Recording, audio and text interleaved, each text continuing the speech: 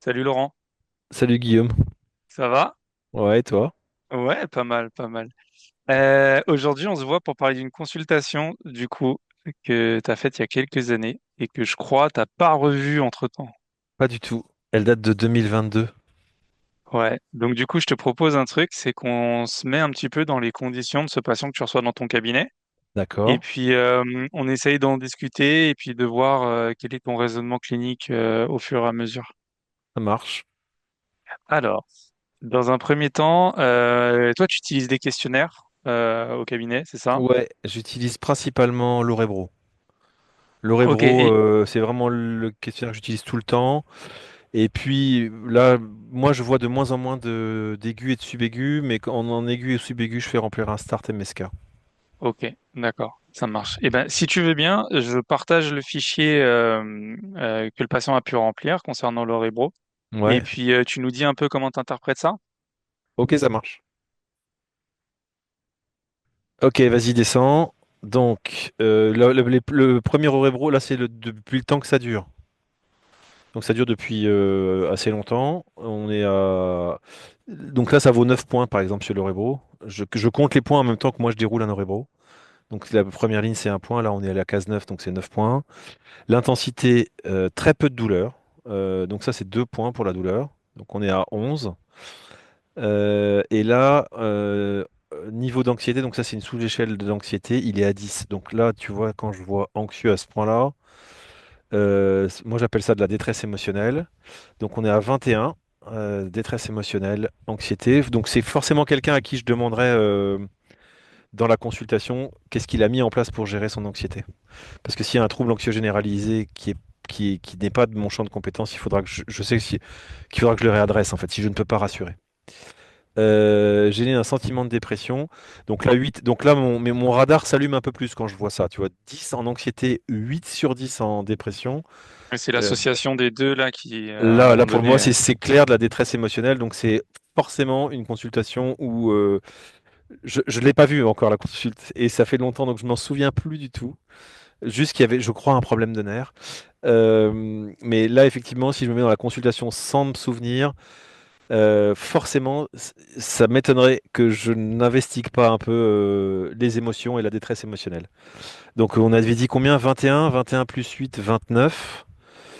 Ça, c'est les attentes de récupération. Elle est moyenne. C'est pas la cata, mais parce qu'on n'est pas à 10 ou à 8 ou à 9, on est à 5. Donc c'est quelqu'un qui se pose des questions sur ses attentes de récupération.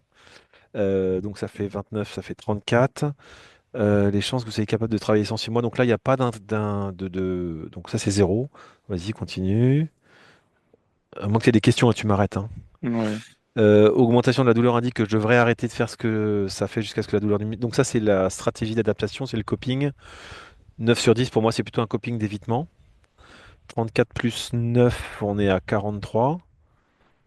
Je ne devrais pas faire mes activités normales, y compris mon travail et ma douleur. Donc là, il est quand même, il y a une auto-efficacité, quoi. Enfin, il est pas dans l'impuissance, dans le sentiment d'impuissance où il s'arrête de bosser. Donc ça, il n'y a pas d'incapacité de travail ou d'activité.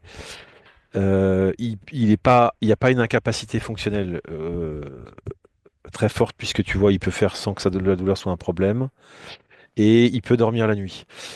Donc on est à 43, donc la valeur seuil c'est 50. Donc je me dis, dans ce genre de situation, je me dis, je suis pas dans... C'est bizarre que quelqu'un soit à 43 alors que ça fait déjà un an que ça dure. Quand je vois de la douleur qui est faible, je me dis, bon ben, c'est pas quelque chose qui l'handicape. Par contre, c'est quelque chose dont il souffre vraiment. Parce que, ou alors, mais là j'en sais rien en fait. Je ne sais pas s'il souffre de sa douleur ou s'il souffre d'autre chose, mais là il y a de la détresse émotionnelle. Donc par exemple, tu vois, sur un radar clinique, c'est la pointe qui se dégage sur le phénotype général, en sachant que j'ai pas tout évalué les composantes. On va revenir à mon écran. Donc ça, c'est un peu les infos que tu as avant ta consultation. C'est mon a Euh, priori. ça J'ai un a déclenche déjà, priori. ouais, ça Ouais. déclenche déjà des a priori pour toi. Et donc, tu prends connaissance de ça avant ta consultation dans les minutes qui précèdent. Oui, et alors le truc le plus important, c'est ça en fait, c'est que du coup, je sais que tout mon examen clinique, va être élaboré autour de ces a priori. D'accord. Je ne sais pas ce que c'est à cette personne, mais je sais que c'est une personne qui est en détresse émotionnelle. Donc Ouais. en fait, mes tests et mon examen clinique va filer probablement autour de cette détresse émotionnelle. D'accord. Et je me dis que si, par exemple, c'est quelqu'un qui avait rapporté des niveaux de douleur plus importants et une perturbation dans ses activités, ta façon de l'aborder sur Eh le plan ben, manuel et je, test, je sais que mon examen clinique va être beaucoup plus doux. J'irai peut-être pas chercher des fins d'amplitude. J'irai peut-être pas charger la personne parce que le niveau de sensibilité, alors que lui, par exemple, comme il est faible en niveau de sensibilité, je sais qu'il a de la détresse émotionnelle. Si cette détresse émotionnelle est en rapport avec une croyance de fragilité, je sais que c'est quelqu'un que je vais aller probablement charger ou bourriner. d'accord. Encore une fois, je me souviens plus de cette consulte, mais vraiment. Et c'est pour ça que c'est intéressant. Donc on verra ce qui se passe. Mais voilà, je me souviens juste que tu m'as dit qu'il y avait un problème, c'est quelqu'un qui avait un problème de nerfs. Ouais.